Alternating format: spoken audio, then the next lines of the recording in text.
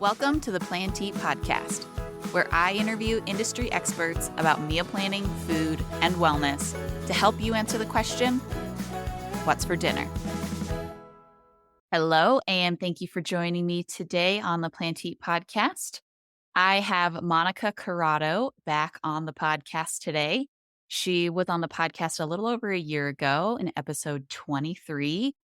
Riley and I talked to Monica then about the GAPS diet, which is the gut and psychology syndrome diet. She's an expert in that. She is also an expert in the Nourishing Traditions way of eating. If you are unfamiliar with Monica, she is a teaching chef, a speaker, an author, a consultant.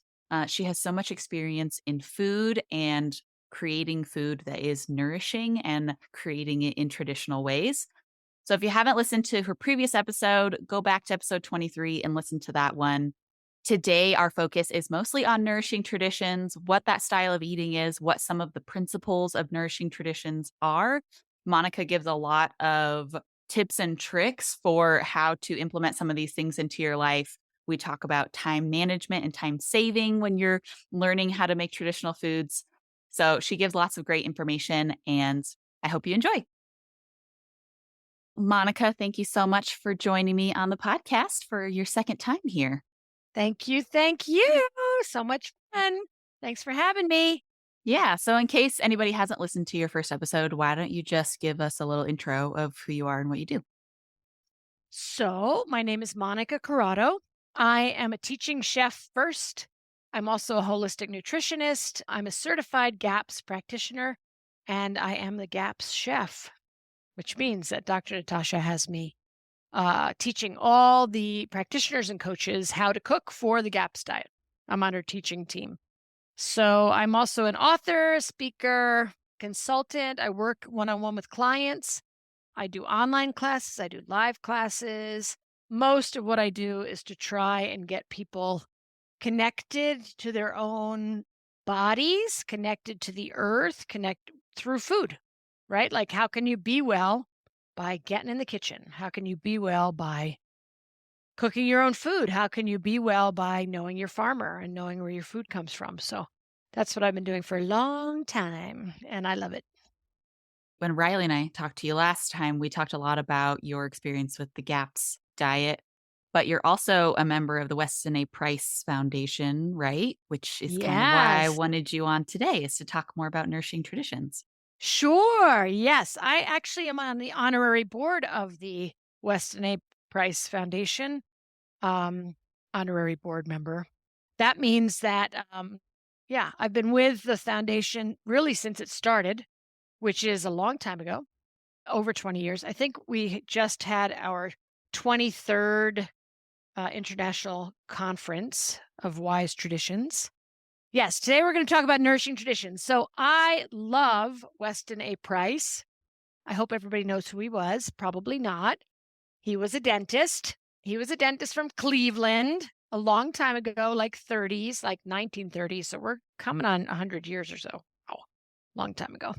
But he wound up traveling around the world, for people who don't know, in the 30s. Like, think about that, folks. We're all used to just like jumping on planes and, all sorts of things. But he traveled around the world looking for the connection between what people ate and whether or not they were well. He did it because he looked at teeth first because he was a dentist. But back then, dentists were really more physicians, medical doctors, than they were there wasn't really just about the teeth. It was about like what's going on with your mouth in relation to the whole rest of your body. So Weston A. Price wrote a book that everyone who wants to be well, I'm sure that's everyone, I hope. I don't think there's too many people who want to be ill, should read.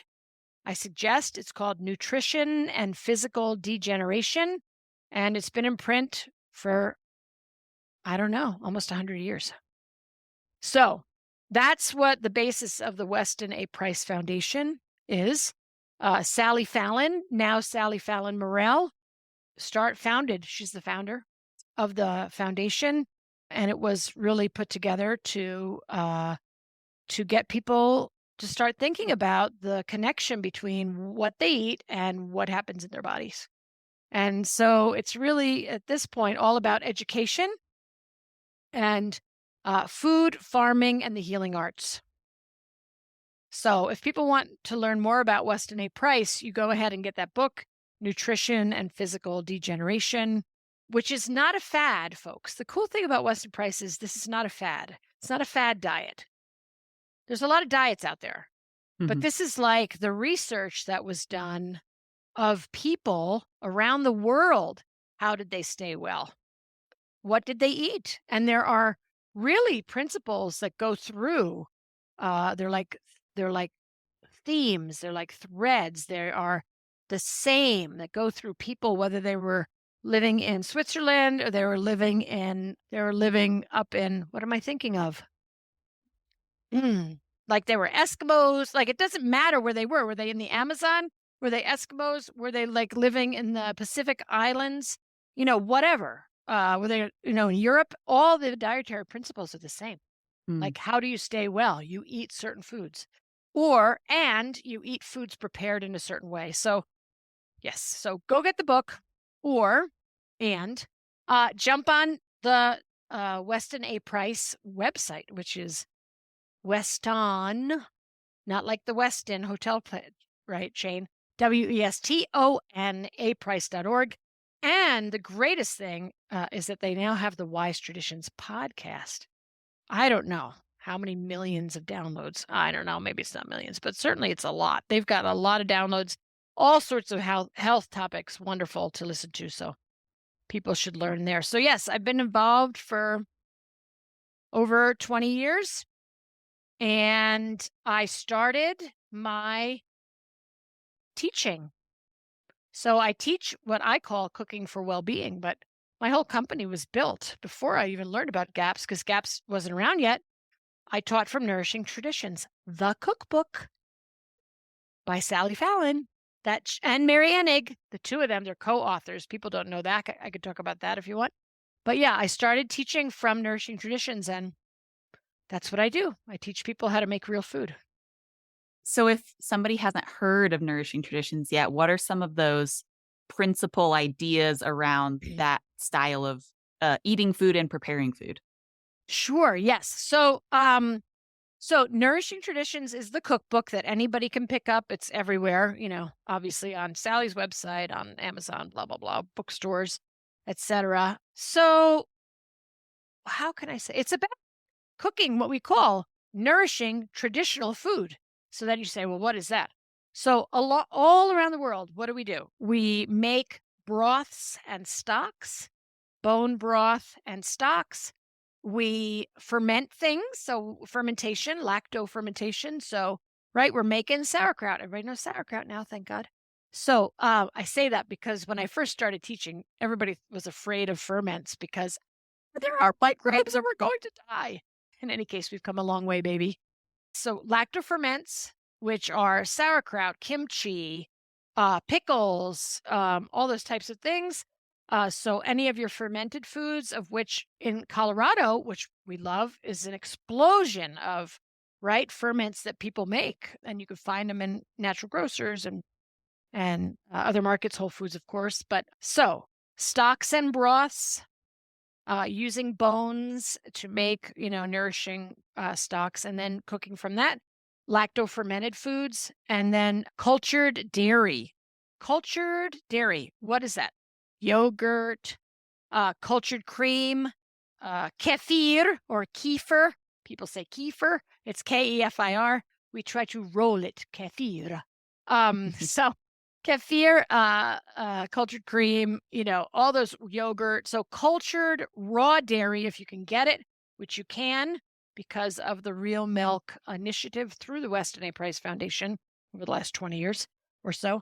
But so all of those things. And then when you're working with any kind of seed, which is a bean, a nut, a grain, right? Or a seed, you soak or sprout or ferment them. So we're talking sourdough bread. Definitely. Why? Because sourdough is a fermentation process that makes that gluten digested, like it's pre-digested before you eat it. So all of these cooking techniques, if you will, are meant to both maximize the nutrition in the food and also make it bioavailable.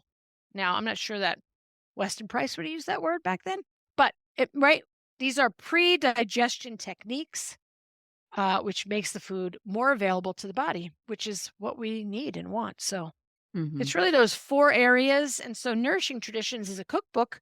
People don't have to learn the techniques. I teach the techniques so that you can go ferment anything once we've right? Like, you could ferment anything. Or you can buy the cookbook, Nourishing Traditions, and follow a recipe. Whatever you love, whatever works for you is really, really good. I think that's the great thing about it is really flexible like that. Like once you learn this, like these like overall principles, it's really Yes. easy to then apply it to other things. Like when I learned to make bone broth, I was a little intimidated at first. I'd never done it before. Yes. And, so I like, very diligently followed the steps. And now I feel like I could do it in my sleep. I do it with absolutely everything, like we have wild game in our house. I've made, bone broth from wild game bones Yes. and stuff. And so, Oh. yeah, so it's just, I think it's really cool in that regard that once you learn the principles, it's really easy to apply it to other areas. Yes. That is what I love to do. That is my life at this point, is getting people to know how to do it so that they can ferment anything. They can make bone broth from anything. They can make, they can soak their nuts or their grains or their whatever, and they can, you know, uh, make anything from them. They know how to do it. Yeah. So there's the dietary principles, and then there are the techniques of how to actually work with the food. Mhm. Yep. Can you talk a little bit more about the soaking your grains thing? I feel like that's the one area that I often feel the most confused about, and maybe other people have never heard of that technique before. Sure, sure, sure. So there are 3 techniques, that one of 3 that you can use for all of your grains, that is to soak them or sprout them or ferment them, right? So fermentation people think of grains and they think of flour and then they think of sourdough, and that's correct. But you can also ferment any kind of grain, buckwheat, rice, whatever you want. But in terms of soaking, so when we soak grains, um, I'm going to talk about the whole grains as opposed to flour, which is, ground up grains. Maybe I'll talk about that first. It's easier and more fun. Let's go there first, and then I'll backtrack. So you can soak flour for like pancakes or for cake or for muffins or for whatever. And when we soak those, we are we're soaking usually in cultured dairy. So for example, just one example is pancakes, right? So people like to make pancakes. I often make pancakes which are gluten-free pancakes, but they're gluten-free because I use oat flour and buckwheat flour. So they're buckwheat pancakes. And I take that flour and I ferment it, or I soak it in yogurt or kefir, right? Or a combination of them, right? You soak them for 24 or 48 hours. It's like a batter that's soaking. And then you just make that into a pancake by adding eggs and adding a little bit of salt and adding, maybe some baking soda. So, really easy to do is to use those beautiful um, cultured dairy products to help neutralize the phytic acid, the enzyme inhibitors, break down the proteins. That's what we're talking about when we talk about working with grains. So, in terms of using the whole grain, so for example, rice.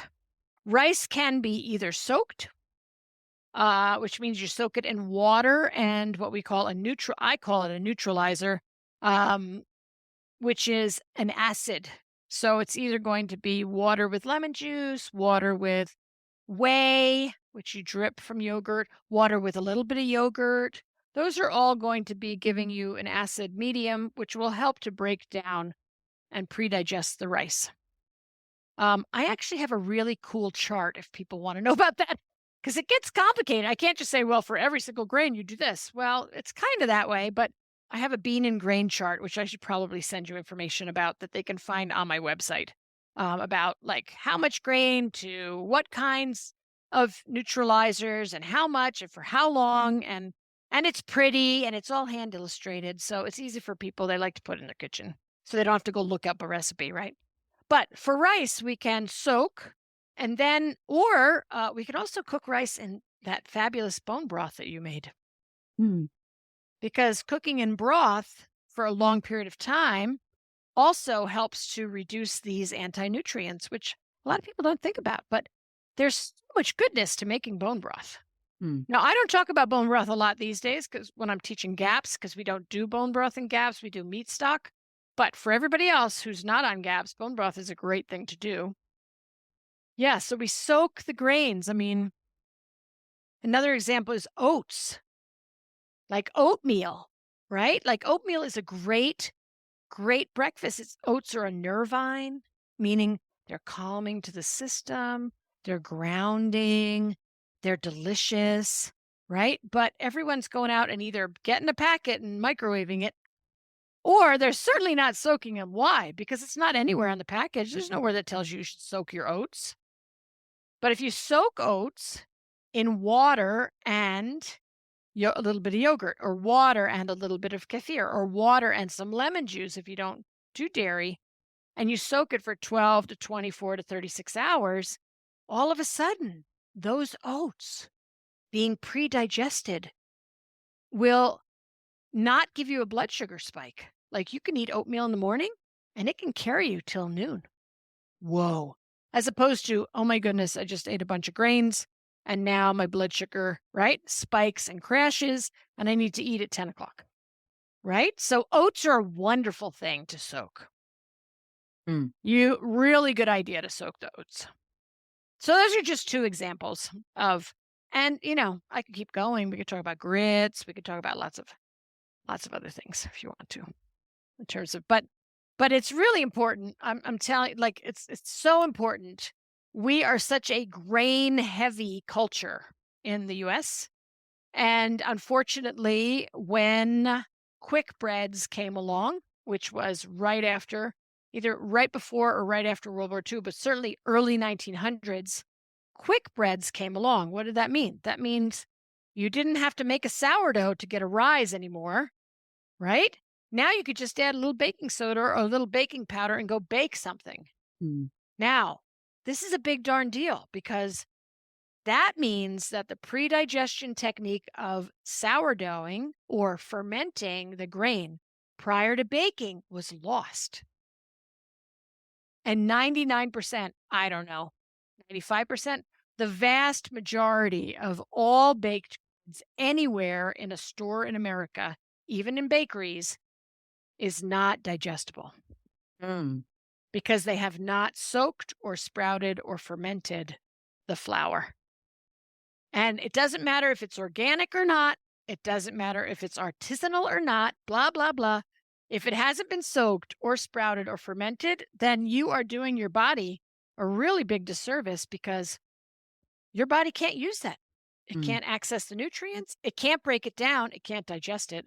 And if we think, I don't know, I think, again, the word according to Monica, I don't have any, PubMed studies on this for you, but if we think that this problem of leaky gut and the problem of allergies to wheat is not connected to that, we're wrong.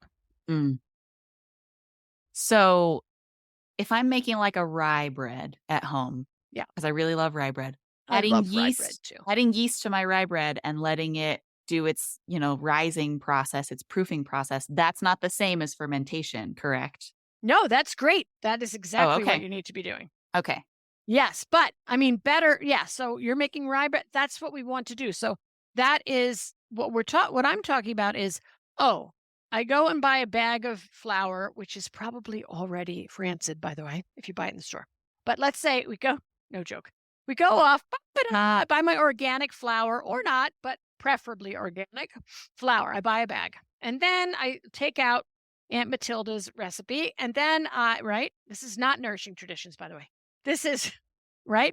I'm taking out any recipe that is from like 1960 and forward, right? Maybe 1950, maybe even earlier. But what do? Oh, I measure out my flour And then I throw in my baking soda and I throw in my baking powder. I mix it up, I pop it in the oven. That is what we call a quick bread. Why is it quick? Because you're not allowing fermentation to happen for 24 hours, 36 hours, right? That's what we want to happen. We want it to be slow. We want it to be long. We want to allow the yeast to do their work of pre-digesting that gluten, that the carbohydrates, the proteins, etc., for us, right? That's what we want to have happen. But the vast majority of baked goods, as I said, we're talking, you know, almost all of them, no joke, are quick breads at this point, and they're not doing anything to pre-digest that grain for you. And I have to tell you, oh boy, this is a big one. Are you ready? I'm going to drop this little bomb. No, we'll drop a pearl instead. Grains are the number one hardest thing for the human body to digest. Mhm. Like, people need to hear that.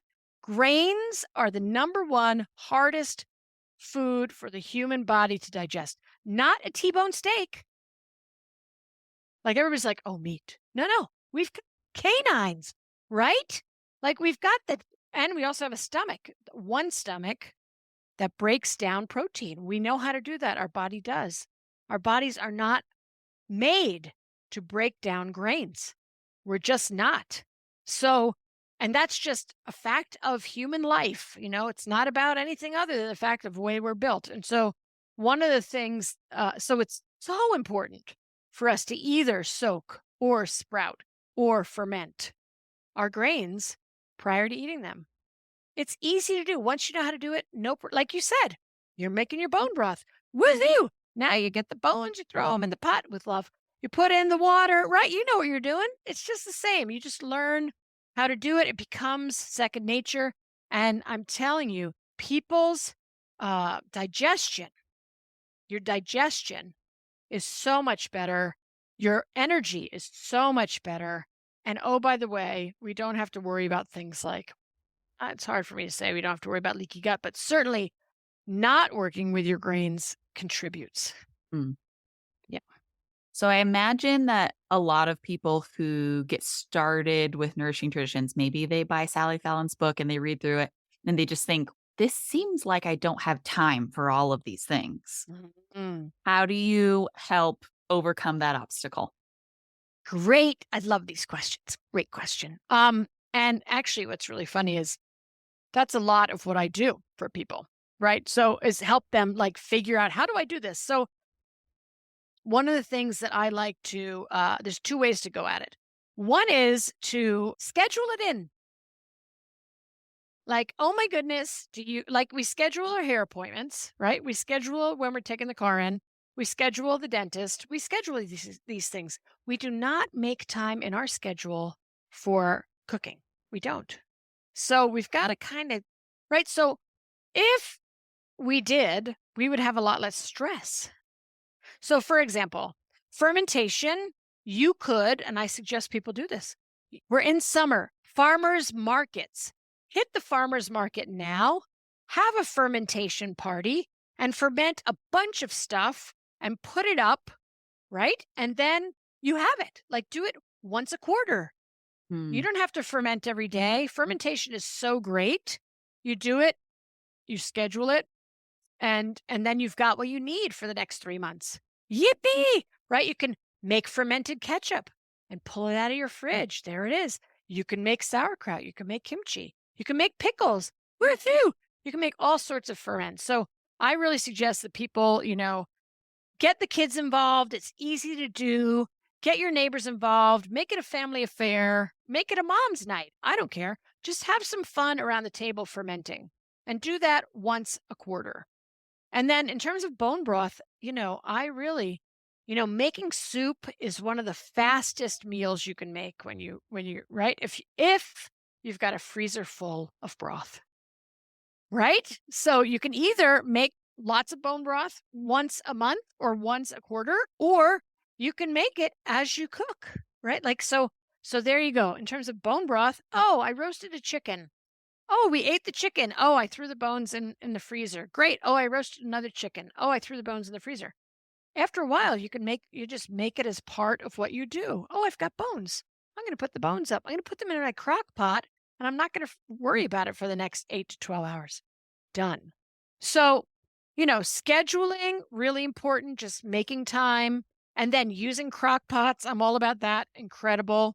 Yeah. Same thing with cultured dairy. If you're making your own beautiful cultured dairy, we are so blessed to have access to raw milk and raw cream in the bulk of the states in the US now, thanks to the Real Milk Initiative. And if you can't get access, we have access to good, organic, right? Pasteurized in the store. So those things, again, you make yogurt once a week. You got a yogurt maker. How long does it take to make yogurt? It takes you about maybe 6 minutes of time, Mhm. and it takes the maker 24 hours, right? So some of it's about just like mindset, sort of like people think, oh my God, making yogurt is so hard. Well, that's not true. Or making yogurt takes so long. No, it really doesn't. It takes you almost no time at all. You let the cultures do the work over time. Mm.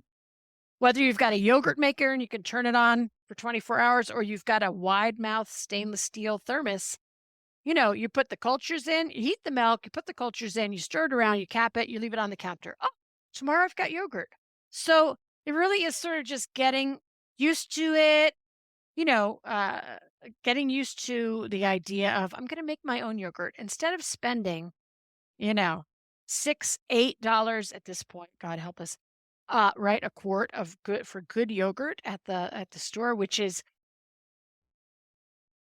that potent in terms of microbes, frankly, might be a quarter as potent as what you could make in terms of your own, right, Mm. digestibility. So, yeah, I would say that those are my best tips. The other tip is pick one thing. And if I were to suggest the one thing that everyone should be doing, if everyone did nothing else, ferment something and eat it every day. Mm. Like, if you do nothing else, and I'm hoping that everyone is, like, sourcing clean foods, right? Like, we wanna do that for sure. Taking out all the processed foods from our diet, we wanna do that too. We wanna cut the sugar, all those things, right? But if you want to learn, like, pick one technique that you want from the Nourishing Traditions or from my book, frankly, um, and, ferment and have fermented foods every day. That would keep, or learn how to make kefir, which is so easy, and keep yourself well with these live foods. Mm.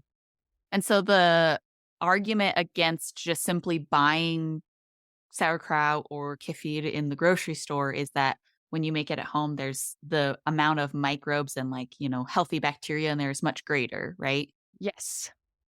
Okay. Yes. And also, yes, so absolutely. The potency, the amount of microbes in homemade yogurt, homemade sauerkraut, etc., is going to be far higher. And that's great. It also turns out to be a lot cheaper. I mean, quite Mm. frankly, do I want to pay $8 for a quart of sauerkraut, which is not that potent, when I can buy one cabbage for $2.49 and make my own quart? How long does it take me to make sauerkraut? Well, about 10 minutes.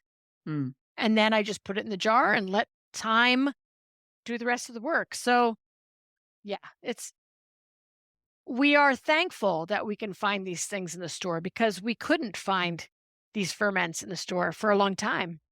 And now they're everywhere. Thank Mhm. you to Weston Price and to people who, have been raising the flag of let's get real food in the grocery store. We're thankful they are there, but it's always better to make your own.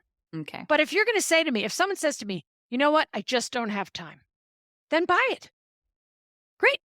Just eat more. Eat more than you would if you made it yourself, right? Yeah. I'd rather have them have something than nothing. And if it's Mhm. going to be buy it, buy it.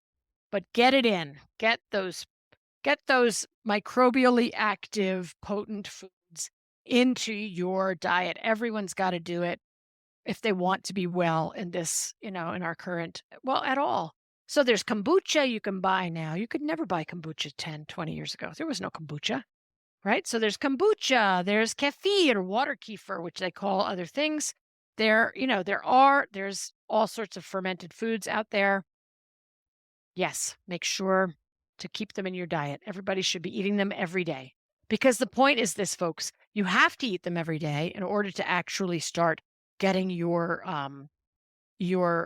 digestive system or your flora, just your flora, uh, transition to beneficial. I feel like I wanna ask a question here Yeah. about flora, Yeah. because I'm just imagining that there could be people who are listening who have maybe they don't know very much about gut Flora. bacteria and your flora. So Sure. talk a little more about that. I would love to. So, flora, we all think about flowers, right? Flora and fauna. We're talking about microbial flora here. And yeah, we want to make sure that I'll start in a different place.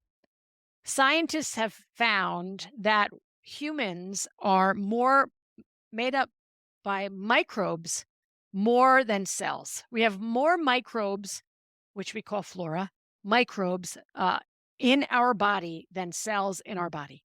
What? Okay. So if that's true, which it is, then we want to be eating foods that have beneficial flora in them. They have beneficial microbes, beneficial bacteria, beneficial yeast. I use the word beneficial versus the word pathogenic, which everybody I think has heard of pathogens. Everybody's pathogens. Oh my God, microbes going to kill us.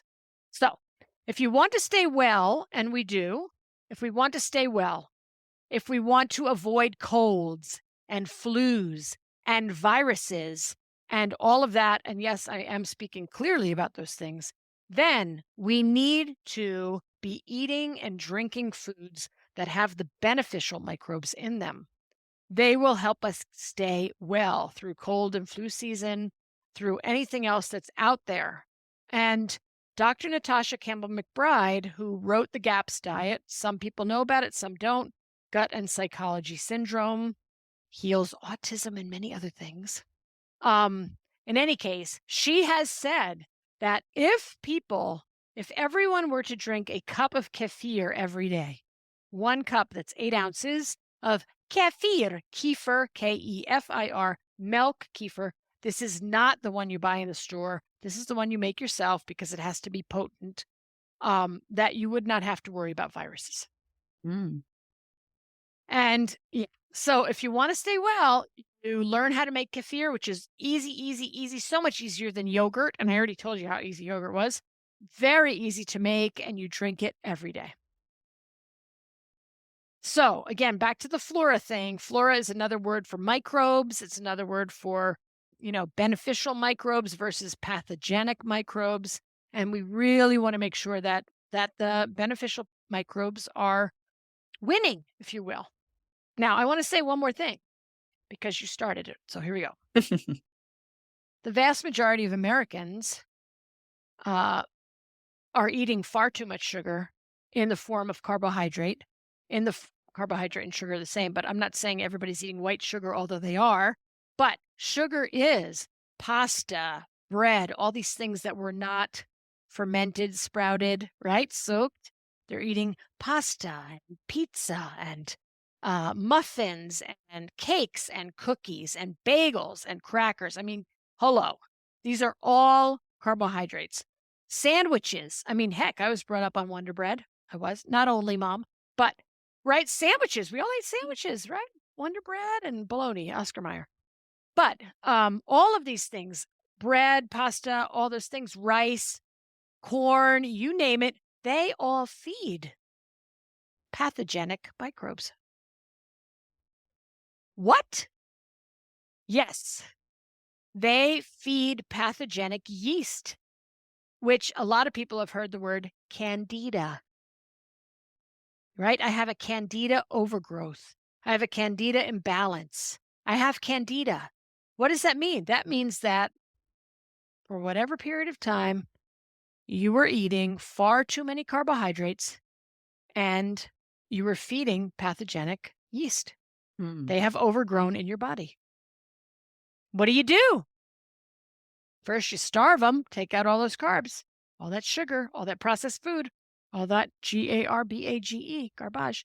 You take it all out and you start adding in things like kefir. Or you do the GAPS diet, but that's another story for another time or another podcast. So Yeah, it's a big darn deal, everybody.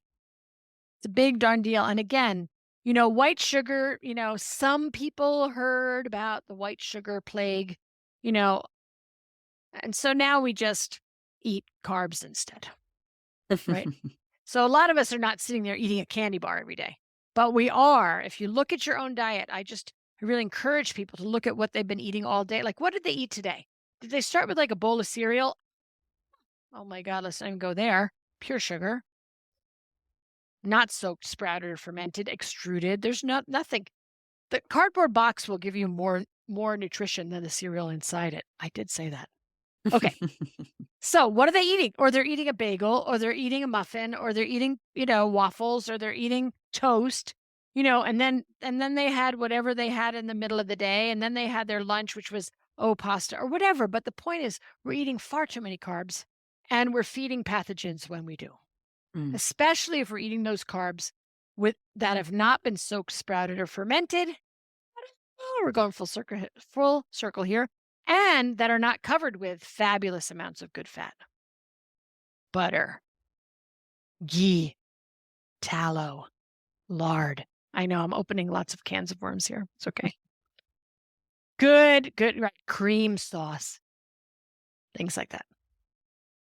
Yeah, so as far as I understand the gut bacteria is that it's still a really, like, the science on it is still real progressing really rapidly. Like, we don't know scientists overall, right? Like, don't have as much understanding as they want to about our gut bacteria and what it's actually, does for the rest of our body and all of those kinds of things. Like, certainly there's, um, I guess I could call it ancient wisdom, older wisdom of like, well, of course we needed these things to promote overall health for our body. But scientists, modern scientists, are still trying to figure out all of those connections with data.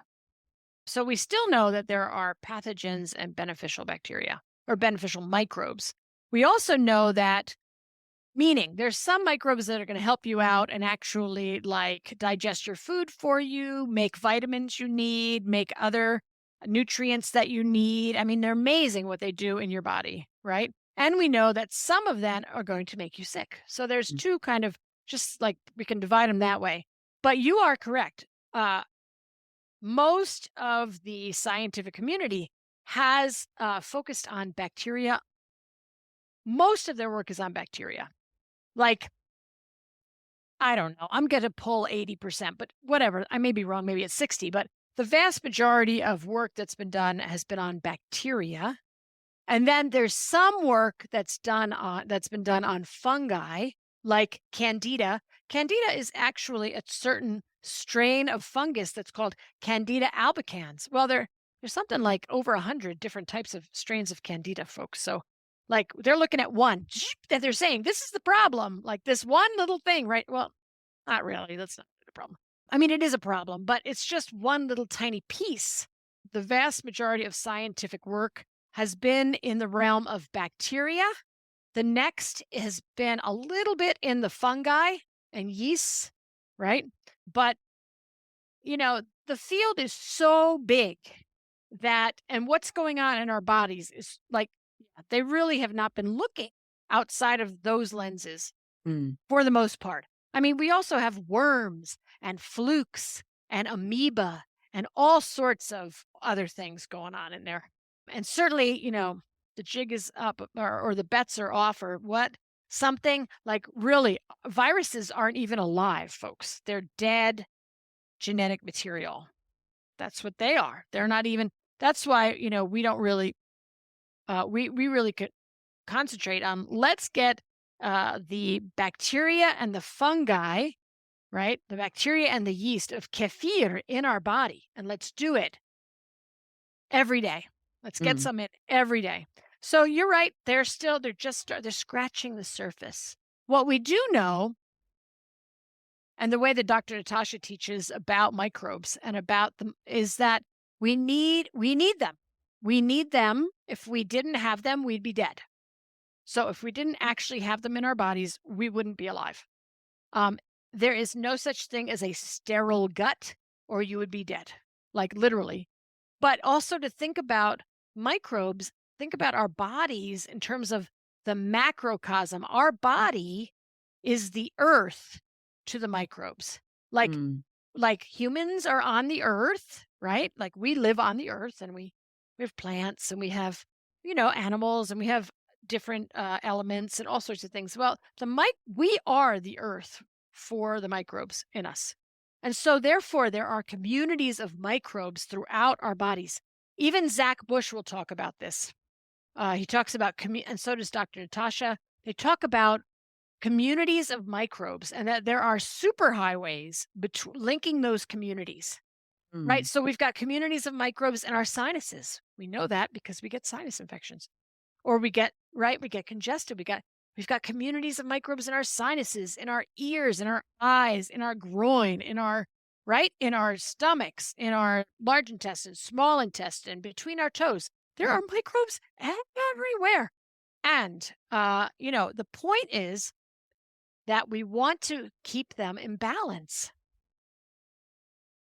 We want them in balance. We don't want anybody overgrowing, that when they overgrow, we have a problem, right? And there are reasons that they overgrow. So there's a lot of great information. If people want to read Dr. Natasha's book, the blue book called The Gut and Physiology Syndrome, it's blue. It's actually the fourth book she's written, but it talks a lot more about this whole thing and about microbes and their role in the body and pleomorphism and all sorts of things. Okay, so I wanna pivot a little bit now because Yeah. I don't wanna take up too much of your time, Yep. but one thing that I wanted to make sure we mentioned is that you are an author, you mentioned that at the beginning, Yep. and you have a book that is the Complete Cooking Techniques for the GAPS Diet that I do. recently came out with the 2nd edition. So, Yes. why don't you say a little bit about what's new and updated in this new edition? Sure, sure. Well, thank you, thank you. Yes. So the first thing I want to say to everyone is that what is in this book, if you're doing the GAPS diet, it is definitely helpful. If you're not doing the GAPS diet, no problem, because all of the types of cooking that we just talked about are covered in that book. GAPS or no GAPS, you will learn how to make yogurt. You'll learn how to make your own kefir. You'll learn how to make broths and stocks and ferment things, and it's all right there. So it's not just, don't be swayed by the gaps in the title. It's good for everyone, anyone who wants to learn how to cook with real food. So the second edition is so cool because we have added more things, of course. First of all, it's got a spiral so that it can actually lay down on your counter when you're cooking, which is fabulous and fun. It's a hardcover, believe it or not. It has all sorts of charts and an index in the back so you can find things easily. We've also done conversions for the international community from Fahrenheit to Celsius because we have a lot of people around the world who are wanting to cook this way, which is so exciting to me.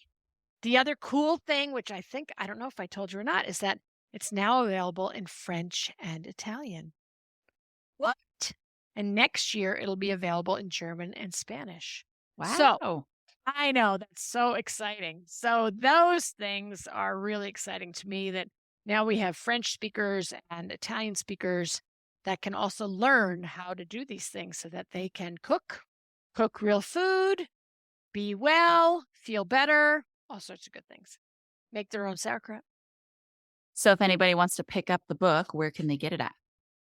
They should jump on my website, simplybeingwell.com. Right there, they can just find it under publications.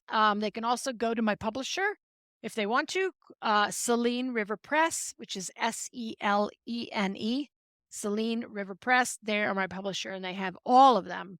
You can find everything there. Second edition, French, Italian, whatever. And my Cool. blog. I have two blogs, one with them, one with me. If they Excellent. want to. I'll link to it in the show notes too so that anybody can just click on the link really easily. Excellent. And they can get, I should tell you, did I tell you about the coupon? No. Yeah. So the coupon, if anybody wants to save money on this new edition, is New Gaps, all in caps. So it's NEWGAPS 2023. Okay. I'll That's include the that in there too. coupon. Yes, please. Did we miss anything? Did you want to include anything else in today's conversation? Oh, I don't know. I could talk forever. I love this. I'm so happy to be here. And I really just encourage everyone, take one step because it can be overwhelming. maybe they can just make sauerkraut once, or maybe they can start sourcing, real eggs somewhere. Start somewhere. The body is incredibly resilient, and it can be very easy. Very easy. Food is the foundation. That's what I know. Well, I appreciate you being here with me today and sharing all of your knowledge. Thank you. Always a pleasure. Bon appetit, we say, right? Thanks for listening to this episode with Monica Corrado. You can find a link to her book as well as the coupon that she mentioned in the episode show notes for the podcast. And if you'd like to support the Plant Eat podcast, give us a rating and review over on Apple Podcasts and Spotify. Thanks again for listening.